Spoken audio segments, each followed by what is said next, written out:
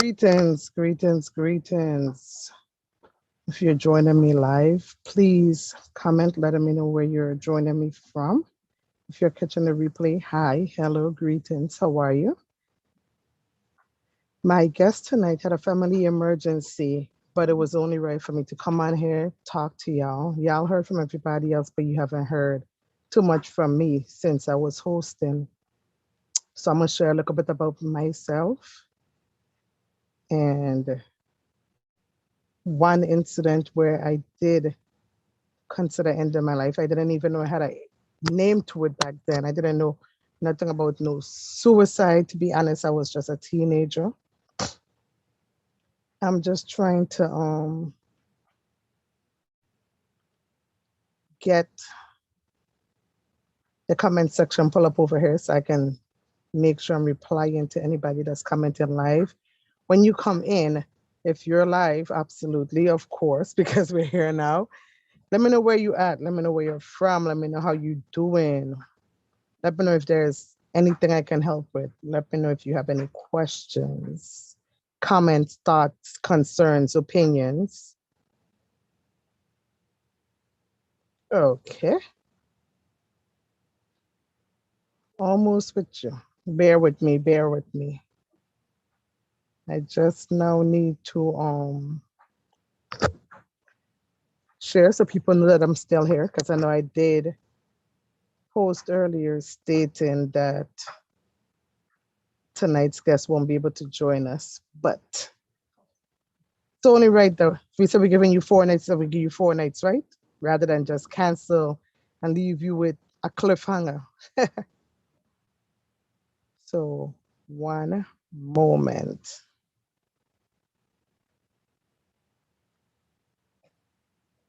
Un momento.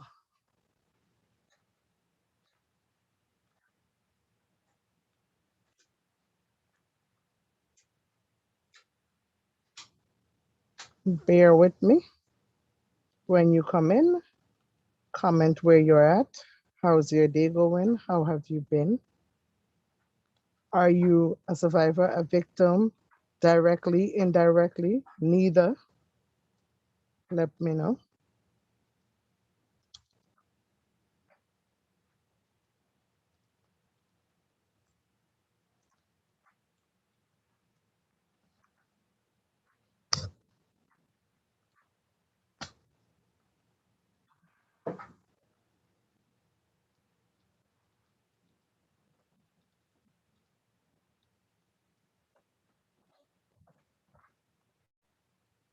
I'm gonna have to catch one of the replays because I was told that when I'm looking down, like looking at the comments, reading, that I look like I'm sleeping.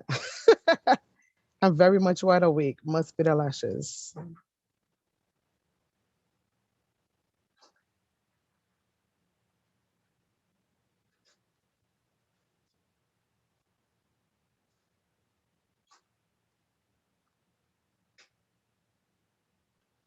All right. Good night. For those of you that don't know, my name is Rochelle Marisha. I am the founder and CEO of Women Helping Encouraging Women, aka Whoop Inc. Yes. I had so many moments, especially in past jobs where I was dealing with my most recent job prior to becoming fully self-employed. I and I'm still working on getting the business to where I want it. I'm not where I want to be in life, but are we ever exactly where we want to be in life? We are always a work in progress. But I was dealing with racism, sexism, sexual harassment, and a lot of times I would just be like, "Woo, Jesus Christ!" Just the anxiety before going in, the nonsense dealing with, while I'm there doing them 12, 16 hour shifts that should have been 10 to 12-hour shifts. Um, the 16 wasn't mandatory. Those I picked up when they was available. But them 12-hour shifts that was supposed to be 10-hour shifts, especially when you got kids and you're a single parent. And people, please stop thinking that because you're in a relationship, you can be a single parent. And please, this is not the time nor the place, nor do we have enough time for me to explain all of that right now. You can have an awesome partner that helps, but everybody have their own reason for saying something. If you want to talk about that, we could talk about it at a different time. Um, Tonight we're ending the 4-night DocuSeries on the correlation between domestic violence and suicide. And let me read a little something for you. I want people to know, this is in some research that I did in the past. Every 9 seconds, a woman is beaten in the United States. Every 40 seconds, a person dies by suicide worldwide. Although both domestic violence and suicide are public health concerns, each are often discussed in isolation. While national reports explore the relationship between intimate partner violence and death at the hands of the abuser, increased risk for suicidal behavior is often overlooked as it pertains to the victims. Who's watching? Who's watching? Where are you from? How are you? Uh, I don't know why we're afraid to talk about suicide as it pertains to domestic violence because it's very real. It was very important for me to bring awareness to that. When it comes to domestic violence independently, I feel like we have brought enough awareness and now we need action. Same could go for every single crime, every single pandemic, but I focus on domestic violence, sexual assault, and child victims as I'm a survivor of all three. I'm not going to go into much about the child abuse because, like I said previously, and like I always say, my mother did the best she could with what she knew. When it comes to the sexual assault and the domestic violence, however, people had a choice and they chose to violate me.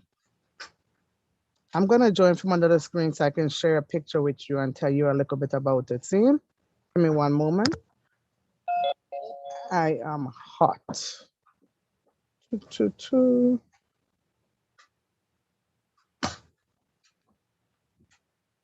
Okay.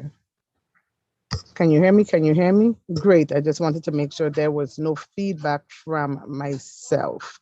Let me pull up this other screen right quick, share this picture with you, and go from there.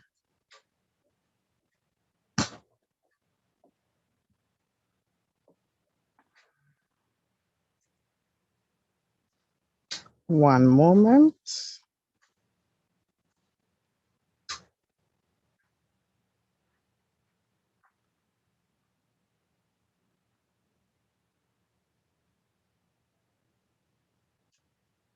Can everybody see? Can everybody see that clearly? I want to make see the screen. You might not be able to see it too clear, but it's it's in the documentary that I'm working on. So I'll definitely post. The picture will definitely be clearer to see in there. And I'll try to find a more recent picture as well. But for anybody that can see, that can zoom, that is Samuel Moses, better known as Sammy.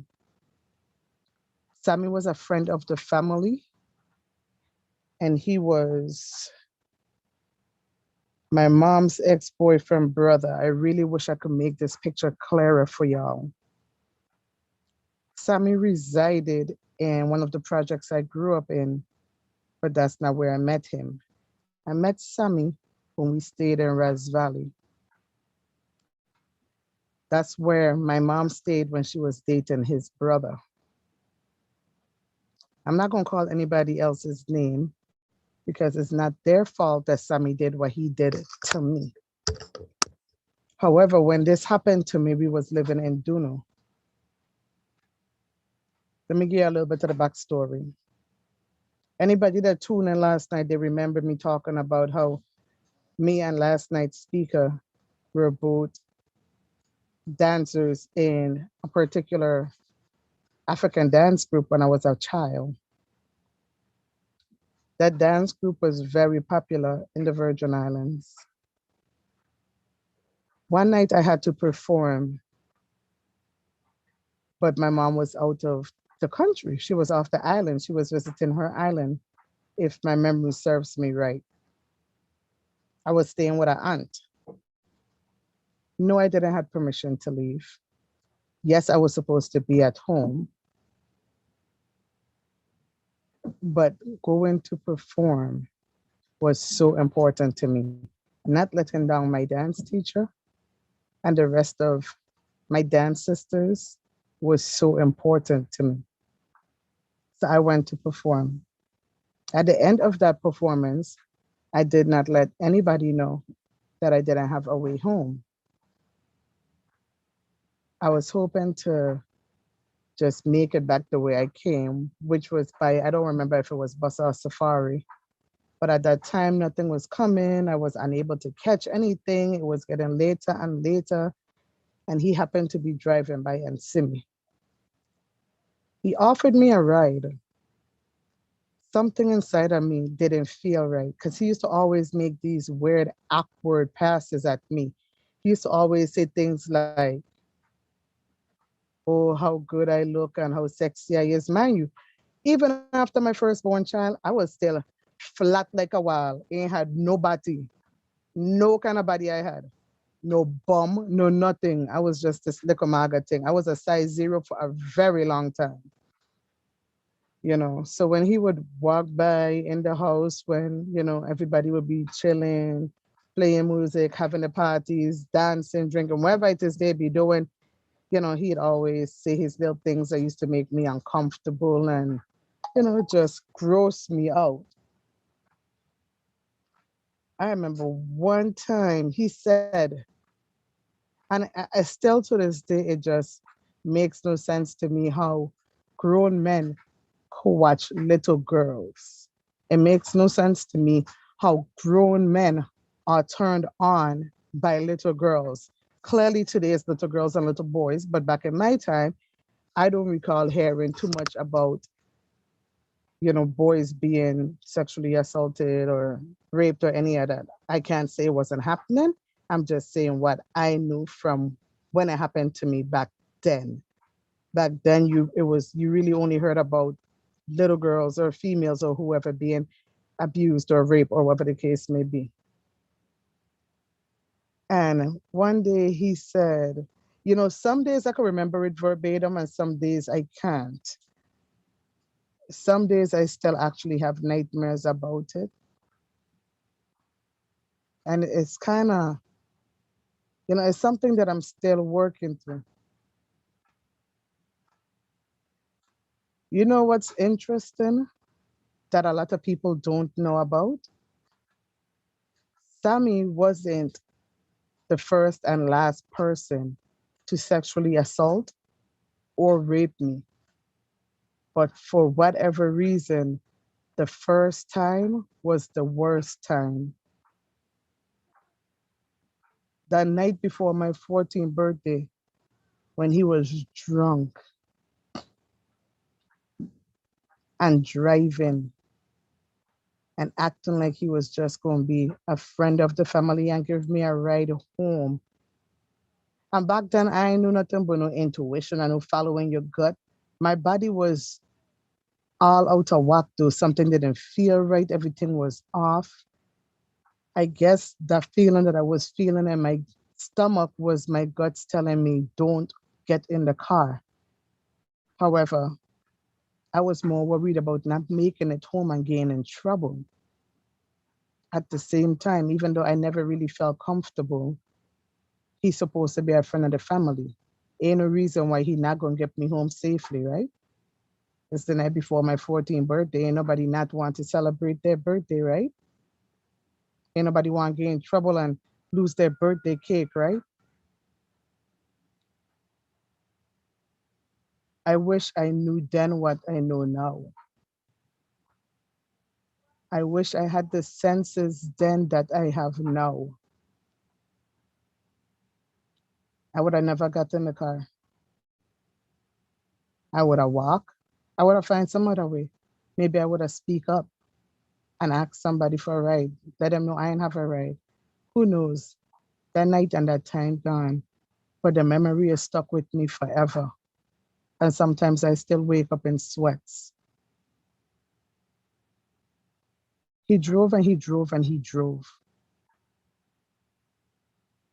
He drove to the point where I realized he's not going towards where I need to be going, even though it started off in that direction. Eventually, we reached out to a very far part of the island. It was very dark. It was very far. It was no houses around. It was just grass, rocks, looking over the ocean. We sat there in the car for a while and we just sat and we just sat and he just kept drinking and drinking and drinking. And I just sat there scared with my head straight and my hand in my laps. And eventually, now mind you, this was a long time ago, you know, but if memory serves me right, I think I eventually said, when are you going to take me home? Or can you take me home, please? It's getting late. I don't remember exactly, but it was something to that extent. Eventually, he tried to touch me, tried to kiss me. I was just pushing him off, like, I don't like that, don't do that. Like I said, it was so long ago, I don't remember words verbatim, but I can picture the actions. And if I smell the beer right now, I would remember exactly what beer he was drinking.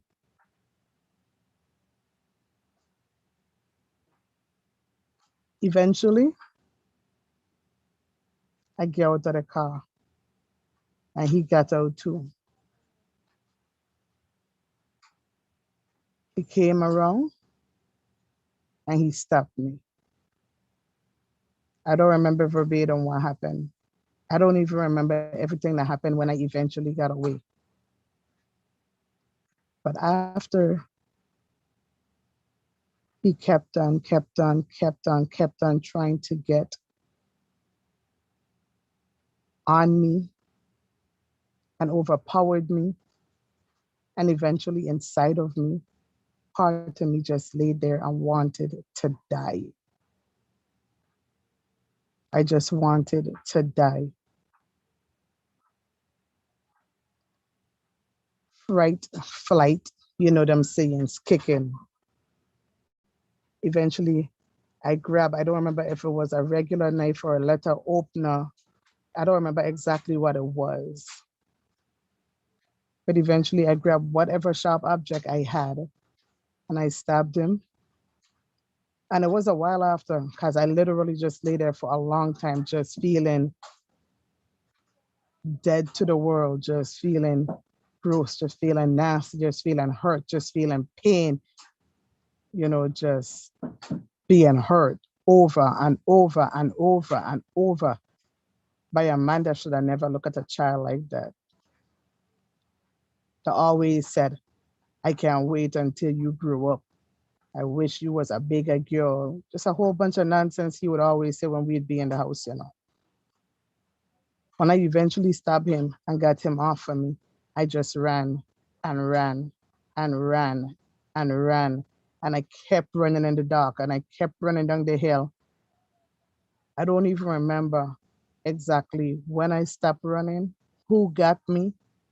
I know whether it was the next day, days later, the same week, whatever, I do remember eventually, whether it was my mom or my aunt or whoever, they gave my clothes to the police report and stuff was made, but nothing was done to him.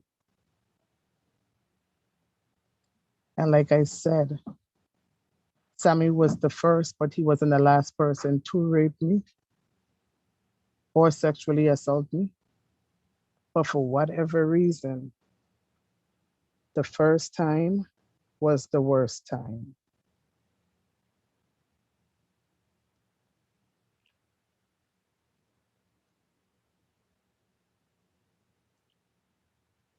I had to share the screen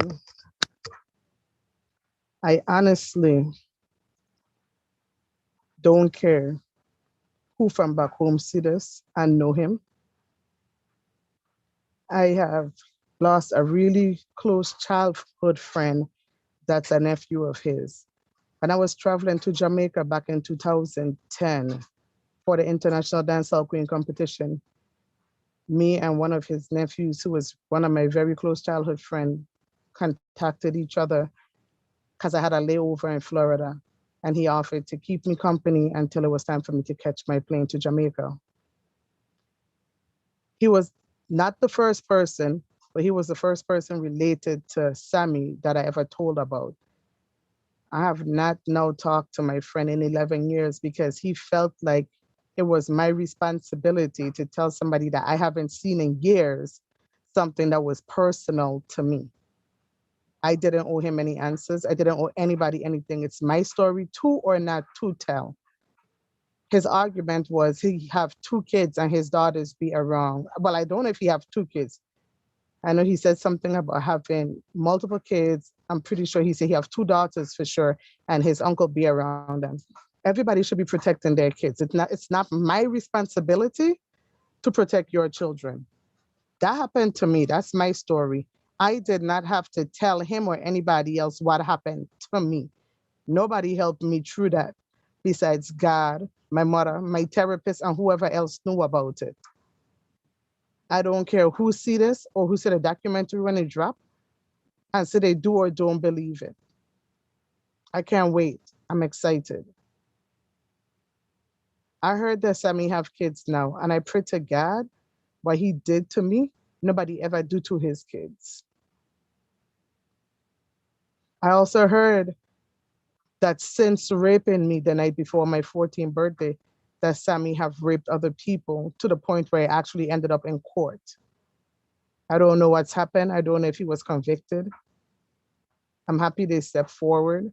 I'm still confused about what happened to my case because I was willing to speak up, but I haven't heard anything, you know. This is gonna actually, I'm actually gonna ask my mom and my aunt now that I'm thinking about it, like, what happened? Why wasn't charges pressed? Why wasn't we in court? I'm happy that somebody finally did something because apparently he's a repeat offender and just living his life like nothing is wrong. Samuel Moses, aka Sammy, is a rapist, and it's not okay. I felt like ending my life for the first time because of him, and I was a child. I don't know why these kind of people think that's okay. But I do know since we didn't have our speaker today, it was only fair if I share a little piece of my story with y'all. That's not the end of my story. That was only the tip. It wasn't even the beginning. But for me, at 38, that's still one of the worst times in my life. And I pray to God that He is still out there hurting people. You got to be a sick individual to rape a fully clothed 30-year-old with her skirt down to her ankles. I was fully dressed. So when y'all talking to women about what they wear, talk to the predators that are preying on the women and the children. It doesn't matter what we do or don't wear. Because even fully clothed, we get raped. Even fully clothed, we're sexualized. So don't blame our clothes, blame the predators.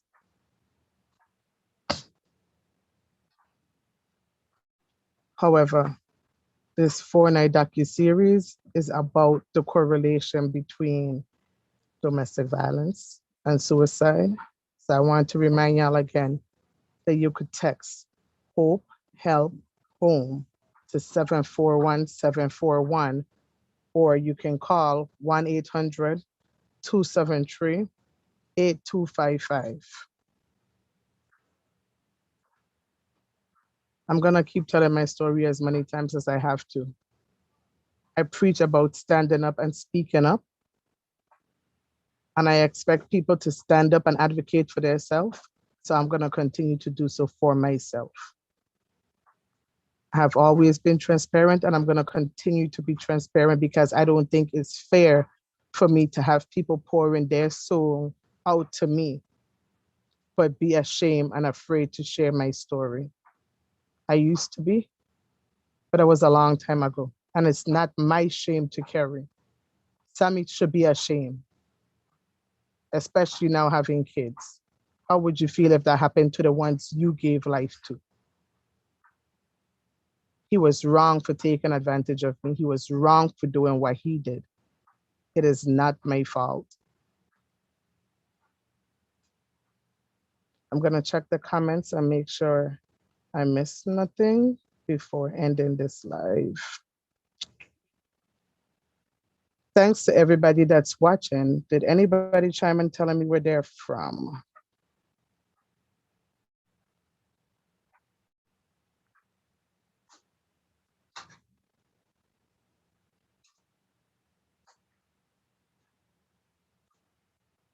There's going to be a few things.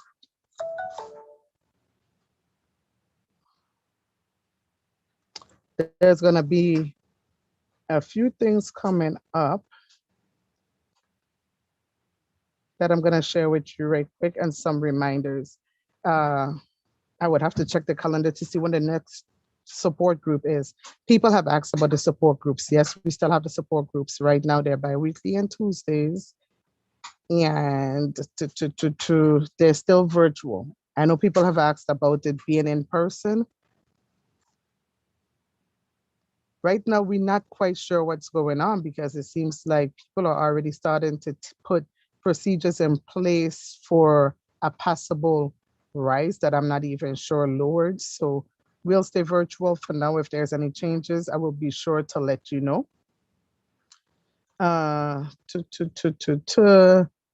Of course, we're going to have our domestic violence walk in October. People have also asked, are we going to do another trunk or treat? Right now, honestly, I don't know. Prior to the pandemic, we normally have a private Halloween party for our clients and their kids so that they can have a safe place to trick or treat and enjoy themselves. I know the trunk or treat was a big turnout. I'm happy that y'all enjoyed it. I think we serviced, don't quote me, over 518 people. We was just taking numbers, seeing how many people we gave candies to. Thank you to everybody that participated in that last year. We have not decided yet if it's gonna go back to being a private party for just the families or if it would be another trunk or treat. I'm not sure if we're gonna do a poll or just take a private vote and decide as a board privately. When we know, you will definitely know. Uh,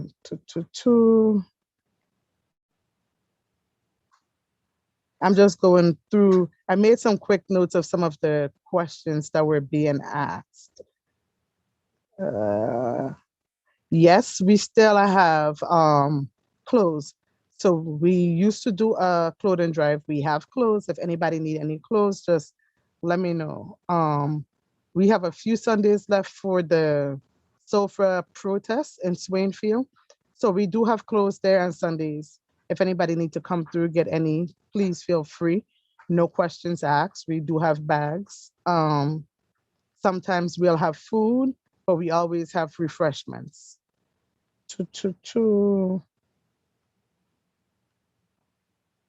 Again, just checking to see if there's any messages while flipping in between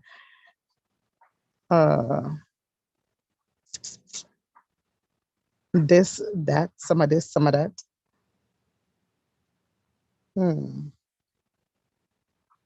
Please feel free to just send a message. I try to reply to the messages privately, but there's just a lot.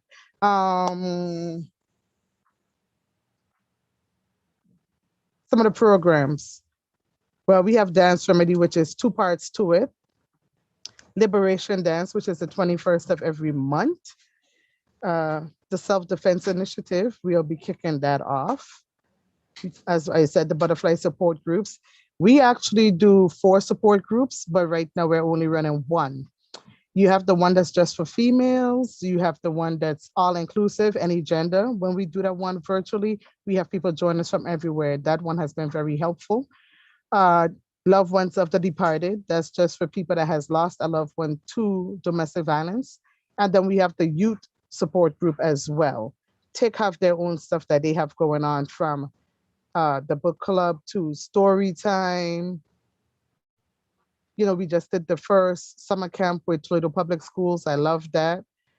Uh, the retreats have been put on hold where due to COVID, so we'll see what 2022 look like, God's Spare Life, as well as Glass City Caribbean Carnival, which everybody, including myself, is excitedly waiting for. It's gonna be so amazing. I cannot wait for Carnival. Jesus Christ, that's gonna be amazing. SOFA, which means Stand One is Facing Real Abusers. You can actually participate in SOFA. You can be an ambassador or advocate from anywhere worldwide. So I love SOFA, what it stands for, and I'm really looking forward to onboarding some amazing people to help with that initiative. I would love to talk to. Matter of fact, I don't say nothing. SOFA have some amazing things coming. I love everything about SOFA. Um, I'm trying to remember some of the things. I had a few things. The asking anonymous questions. Yes, you can send a message to any of our social media pages or our email, and we can answer questions there. No, this is not the only place, the only time. That has always been optional. You Yes, there is also a support group. We were asking about the support group. We have a support group on Facebook, but that is literally only for victims and survivors. That's not open to everybody, and we don't promote it often to protect our clients and our everybody in there from their abusers or from predators. It's a safe space. Uh, and there's many ways to get involved. All this information can be found on our website, www.whewinCintl.org. All of the information can be found on our website, because if I talk to you, I'll be talking forever. I done told y'all I talk a lot. I'm gonna check one more time to see if there's anything in the comment section. And if not, I'm gonna go ahead and end the live. But first, thank you to everybody that joined me these last 3 days for this live docu-series. Sorry for the two ladies that were unable to join us, but we do appreciate y'all. Thank you to my family. My support circle is small but strong. I appreciate y'all for always supporting me. Uh, Thanks to Big God. That's my homie. That's God. God is Big God. That's my friend. That's my bestie. We talk. You know how we talk. Don't worry about that. Mind your business. Um, I bet you I'm forgetting something, but you know what? It's okay, because you can always find me online or by texting 567-315-8860. Hit that line. Hey, yeah, my kids created that chant. I'm starting to like it. But anyways, again, for real, for real. Thank you. I appreciate each and all of you. Stay safe, stay blessed, one love, and we will be doing more lives in the future. We're planning something right now for Domestic Violence Awareness Month. So look out for that. They will have some lives involved in that. And yeah, stay blessed. Woo!